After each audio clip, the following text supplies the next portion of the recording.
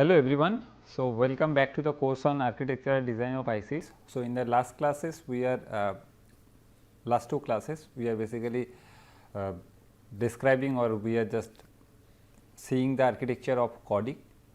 So, using the CORDIC the use of pseudo rotation, okay. We basically the CORDIC algorithms is became simpler or it becomes simpler in terms of hardware cost because of this use of the pseudo rotation, or because of the pseudo rotation again it causes, that means this 2 to the power minus I angle rotation which is predefined. Okay. So, based on that now any angle can be calculated. Okay. So, what I said that and how we can calculate that also we have seen in the last class. So, whenever we are calculating or we are introducing this this pseudo rotation in the CORDIC algorithm, there is some of the side effects of that or some of the factors which are being associated. So, what is that that means effect, or what are those effects which is basically has been introduced because of this, considering the fact of this pseudo rotation.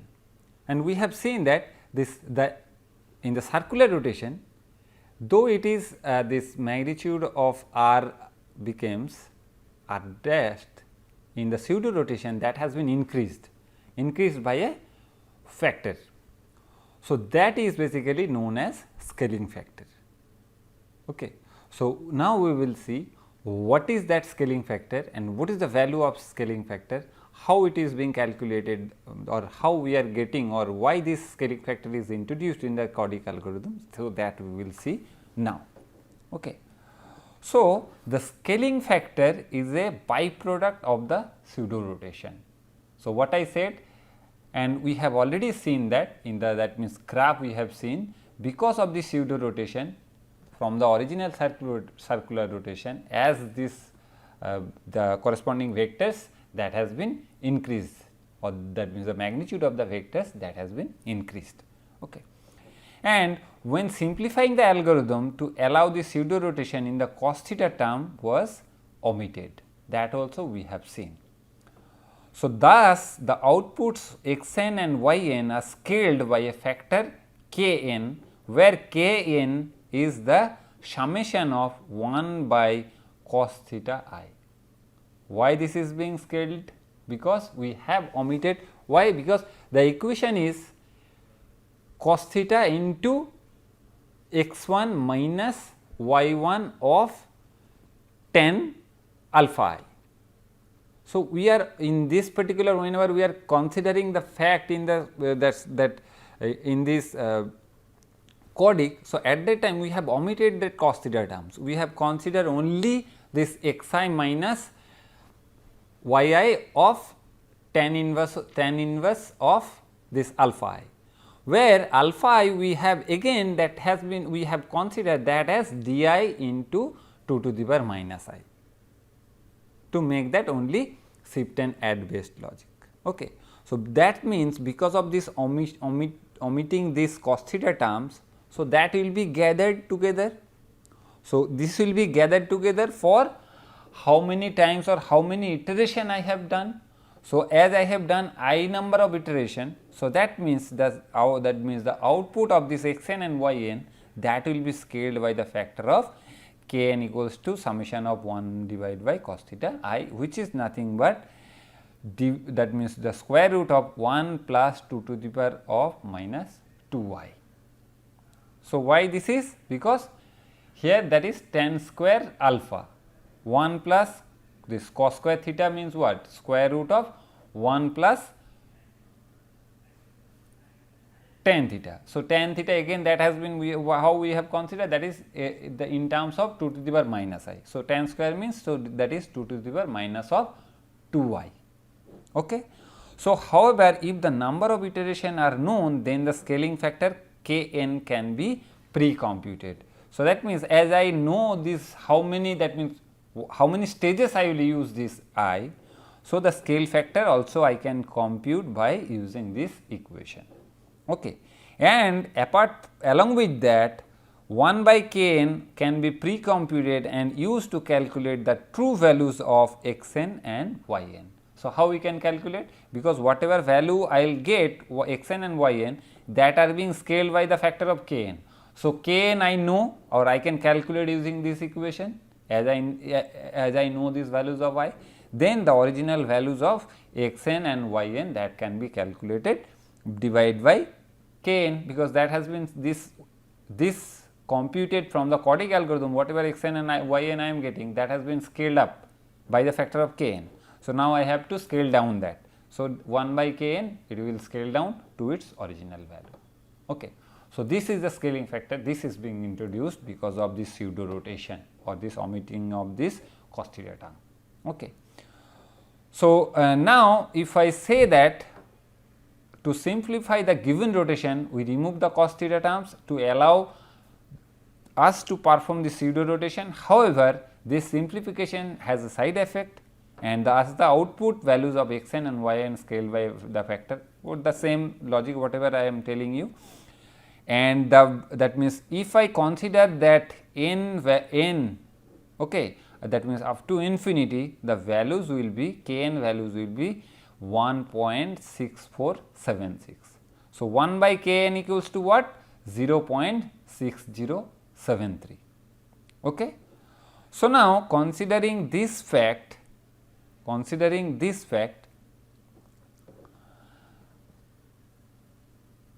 we can basically run the CORDIC in the two mode. Okay. So, one of the two modes we can run. So, this is the basic equation. If I just consider that means how can I calculate the corresponding values. So, initially what is happening? So, this is the starting. So, initially you see y value is 0, but as this is the position, if I consider this is the initial vectors. So, in this particular x value will be what? X value is just nothing but 1 by kn. That means, from the beginning what I am doing, from the beginning I am putting the values of kn, that is 0.6073 instead of 1 over here. So, if I put 1, so that means that will be the whatever results I will get, that will be scaled by the factor of this 1.6476. So, instead of doing that, if I put instead of 1, if I put that as 0.6073, so I will get the values something the original values of x and y at the after the 10th iteration. Okay. So, the same angle for 30 degree, how we have calculated at that time, we have not calculated this x and y value. So, x and y value I will get as 0.5006 over here and 0.8657 over here. So, that means, this is the corresponding values of sin theta and cos theta, that means, sin 30 and cos 30. Okay. So, what we have to do, if we actually this is whatever we are doing considering this fact, this is basically rotational mode I am doing, or this mode is basically known as rotation mode. Now, I can run this in the vectoring mode. The same algorithm I can just change it in a different form, so that it will be on the, that means, it will be run on the, or it can calculate or it can compute different function, where the mode is basically known as vectoring mode. So, initially in the rotational mode, in the rotation mode, the sign di, that is dependent on what? That is dependent on the z. Whatever is the sign of z, that basically defines this x and y. That means, in which direction in x and y will be varying. So, that basically defines at that time in the rotation mode. But in vectoring mode, that means the di value is basically changed based on this sign of xi yi. Okay. To make this yn to 0. Okay. So, yn to 0 if we do, so at that time this xn will become square root of x0 square, or that means this will be xi square plus yi square, whereas this zn will be as this zi plus tan inverse of yi divided by xi. Okay. So, how we can do if we just consider this another, that means example of that.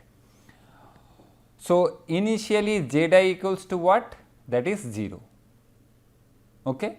So, here at that time what we have considered, that z I value equals to 30 degree, but here z I equals to 0.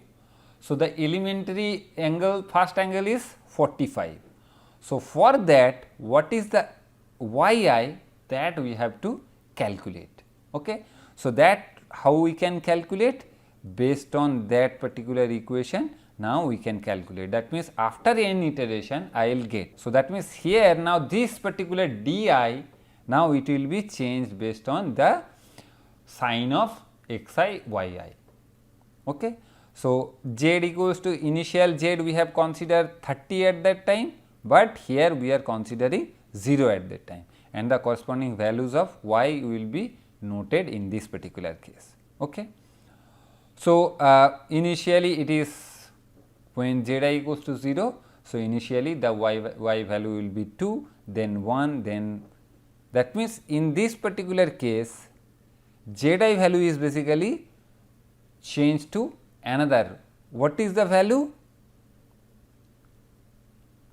Okay. What is the value over here? That basically depends on the corresponding values of this y and x. Y and x means this is the tan inverse of y0 divided by x0. Means what? In the vectoring mode, what I said, that the decision operator di obeys the condition of minus of xi yi, right. So, initially you have to, or you can calculate this tan inverse of yi divided by xi. So, if I put that y equals to y0 equals to 2 and x0 equals to 1, that means tan inverse of 2, what is the values of tan inverse 2, that you can compute using this particular mode. So, initially y0 equals to 2, then based on the equation this will be 1, based on this it will be 1, means if you just go back, if you just consider that particular that means equation. So, it will be varying in this fashion, and finally, whatever the area, that means the value will be accumulated in z I. So, that is my value of tan inverse of this particular function. Okay. So, that means this circular coordinate system. So, this is basically known as circular coordinate system. In circular coordinate system, considering this pseudo rotation, in the rotation mode, whenever this di is dependent on the sign of z I. So, if I put these 3 value x, y and z, where z is the input angle I am putting and x is the 0.6073, if I get, then k value it will, you will this at the output you will get this corresponding value, which is this x cos theta and y sin theta. Y value equals to 0 means, y equals to 0 means, so this is 0. So, x cos theta, and in this particular location this x sin theta. Okay. So, that means what? Cos theta and sin theta I am getting from this particular CORDIC. So, that is why we have put that y equals to 0 and x equals to 0.6073. If you put x and y, you can calculate x cos theta minus y sin theta, y cos theta plus x cos sin theta. Okay. So, but in the vectoring mode, depending on the sign of x and y, you can get at the that means from the first output you can get square root of x square plus y square, and in this particular it will be tan inverse of y divided by x. So, z initially we have put here we have initially put as 0, means 0, that is tan inverse of y by x, and here what we have done, that is y equals to 2 and x equals to 1, right. So, at this particular point I will get what? I will get k square root of 4 plus 1, that is 5. So, square root of 5 k I will get at that particular output. That means, the circular coordinates or the circular CORDIC, if I run in the rotation mode, I can calculate sin theta cos theta.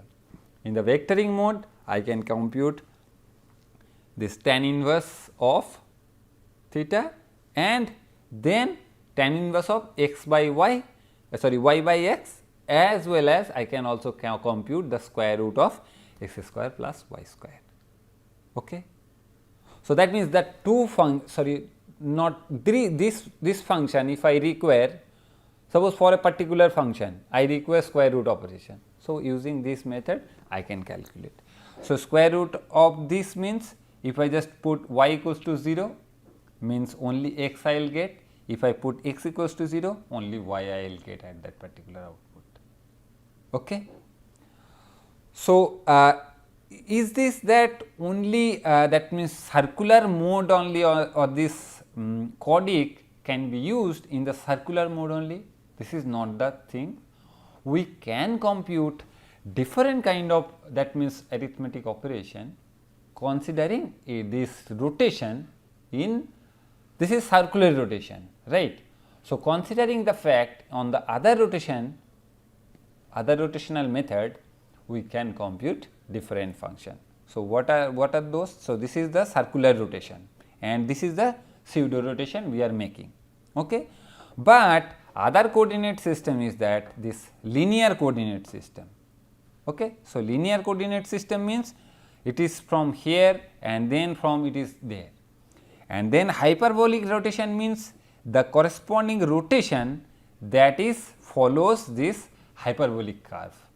In the linear rotation, it follows this linear, that means the change in this magnitude or in this vector, that are in the, it follows the linear rule. But here if it is follows this hyperbolic rotation, so at that time this will be hyperbolic coordinate system. Okay.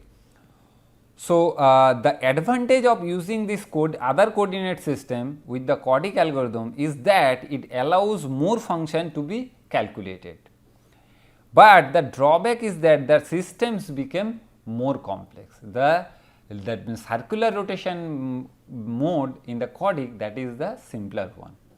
The set of rotation angles used for the circular coordinate systems are no longer valid when using the CORDIC algorithm with a linear or hyperbolic system, because circular CORDIC mode, the pseudo rotation method is only applied for the circular coordination, that means circular rotation mode. It is not useful for the, or that will not be used for the linear system or this linear that coordinate system or hyperbolic coordinate system. So, hence two other set of angles are used for the rotations made in this system. So, we will see that shortly. So, that if we consider this particular equation as the base equation, so circular, in the circular, that means here what we have considered, that another term over here which is mu. Okay. So, mu is basically changed for the circular rotation, mu is 1, means this equation remains same, okay, and ei equals to tan inverse of 2 to the power I, the pseudo rotation becomes tan inverse of 2 to the power I. But in linear rotation this mu is 0, that means only this yi and this zi value is changed. There will be no term for this, and this EI value will be changed in the factor of 2 to the power minus I. But in hyperbolic rotation, this mu is minus 1. That means, at that time this will be plus, and this EI will be calculated as tan inverse H minus, that means tan inverse hyperbolic minus inverse of 2 to the power minus I. So, that means, at that time this elementary angle will be calculated based on this hyperbolic of tan, that means tan hyperbolic of this 2 to the power minus I. Okay. So, based on that, so we are getting 3 different, that means in, and again this rotation vector, whatever consideration we are taking for the rotation vector, rotation mode and the vectoring mode, that will remain same. That means, the corresponding sign that of di, that will be dependent on this z for the that rotation mode and for xi yi for the vectoring mode. So, that will remain same. Okay. So, then what are the, that means output I will get in the circular mode, we have already seen. In the linear mode, x will be x. So, in the y output, in the, that means in the y output, what I will get, y plus x of x into z. That means, the multiplication easily I can get, or the multiplicative result I can get using this, running this CORDIC in the linear domain and along with that rotational mode. And I can get z plus y by x if I run that CORDIC in the vectoring mode. That means, I can do multiplication as well as division if I run the CORDIC in the linear coordinate system. If I run it for hyperbolic coordinate system, so at that time here what we are getting, this is we are getting cos, but here we will get the function as cos hyperbolic, and the again that for the pseudo rotation, here I will get the scaling factor. So, here scaling factor will be different, because the summation of the this here that is not cos theta, here it will be cos hyperbolic theta, we will omit, right. So, depending on that cos hyperbolic theta, so here this particular function, the corresponding values of k, that will be changed, and again whatever is the value of here. So, here we are getting tan inverse of y by x. So, here we will get tan inverse hyperbolic of y by x, and here in this particular x output, what we are getting, that is square root of x square plus y square. So, here what we will get, here we will get x square minus y square, square root of x square minus y square. That means, running the CORDIC for 6 different mode, I can get different function to be implemented very easily, which is cos theta, sin theta, tan theta, square root, then multiplication, division, hyperbolic function, and then square root of here plus, here minus. So, these are the function which we can compute using the CORDIC running on different combination. Okay. So, for hyperbolic, what is the scaling factor? For hyperbolic, the scaling factor is 0.82816. Oh, so, 1 by k n will be 1.20750. So, in case of that circular rotation, the k n value was 1.647 something, and 1 by k n was 0.6073, but here you see this value is 0.82, the k n value is 0.82816, and 1 by k n is 1.20750. That means, the x will be given as 1.20750 to get the proper output at x and y.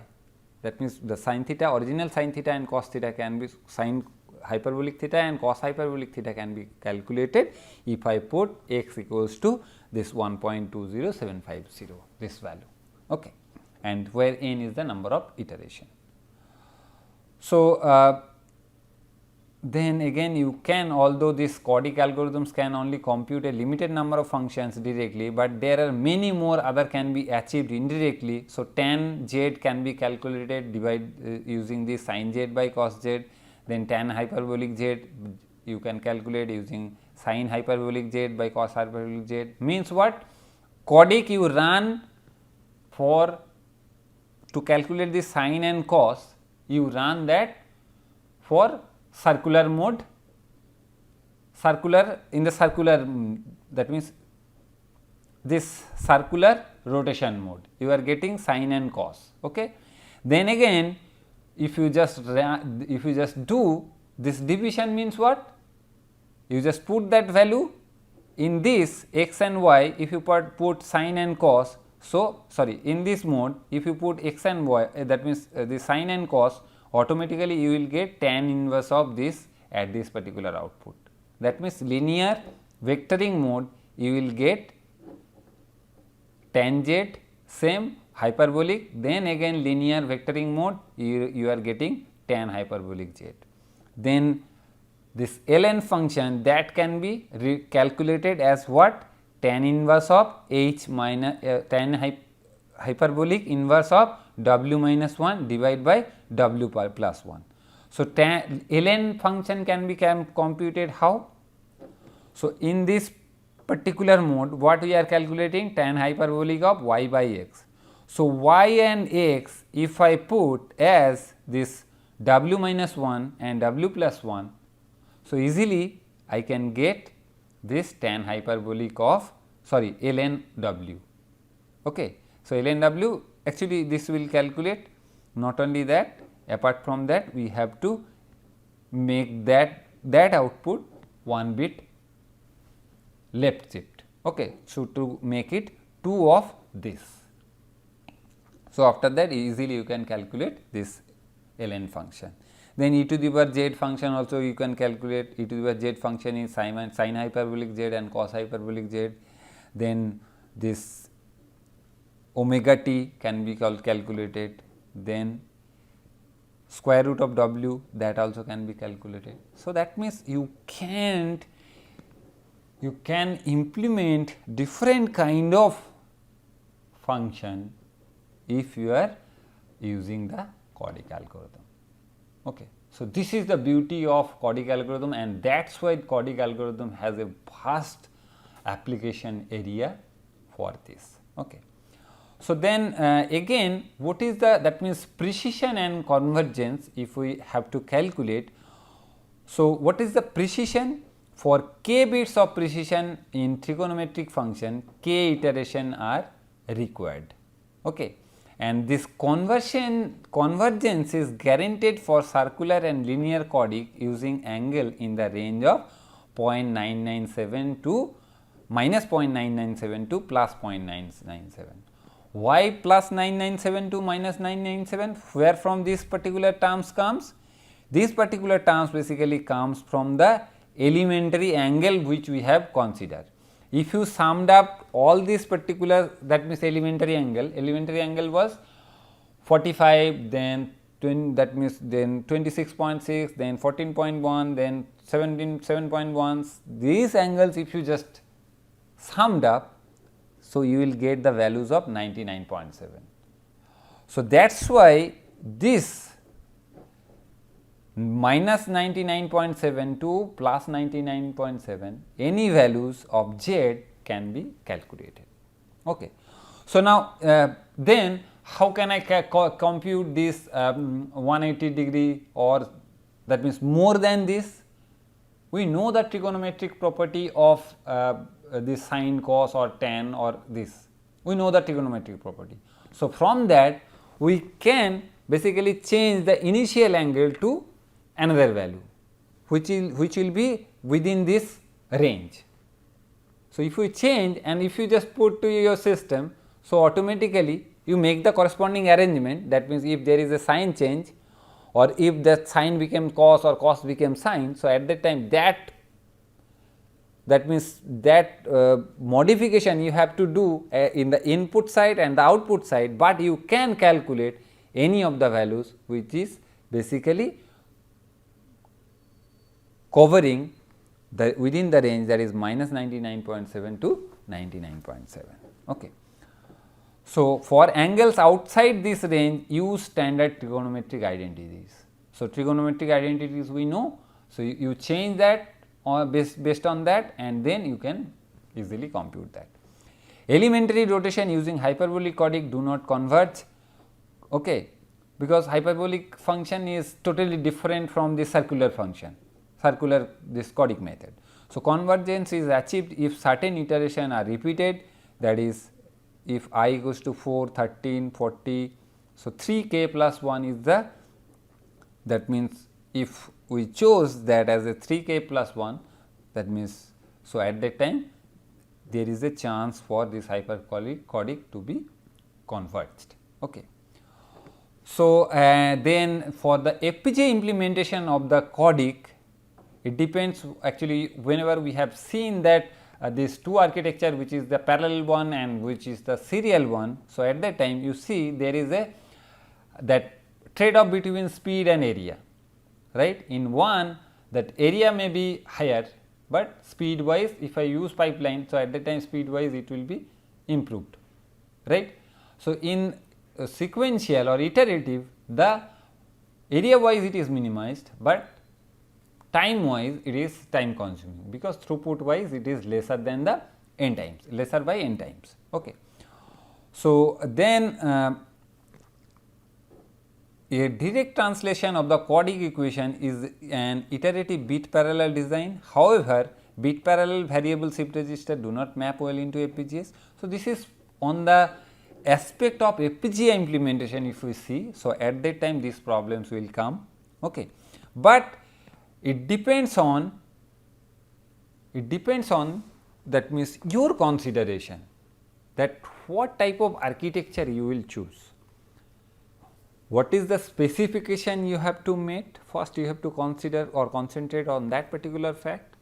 So, to meet that particular constant, how you will run your or how you will choose your architecture, whether you will choose bit serial architecture, that means 1 bit by 1 bit processing you require, or all the bits together you require, all that means parallel architecture you require, or the serial architecture you require.